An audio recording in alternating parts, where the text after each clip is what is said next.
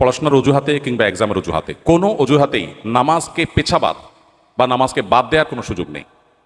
আপনি অসুস্থ, দাঁড়িয়ে নামাজ পড়তে পারছেন না, তাহলে আপনি এক্সাম দিয়েছেন, ক্লাস করেছেন, অন্য সব কাজগুলো নিশ্চয়ই স্বাভাবিকভাবে করেছেন, তাহলে নামাজ কেন আপনি পারবেন না? আজকাল বিশেষ করে একটু কষ্ট, একটু শরীরটা মেজমেজ করছে, একটু খারাপ লাগছে, এই অজুহাতে চেয়ার টেনে বসে নামাজ পড়াটা ফ্যাশনের বিষয়ে পরিণত হয়ে গেছে। মসজিদ দেখলে বোঝা কঠিন, এটা কি আকিজ প্লাস্টিকের দোকান না মসজিদ?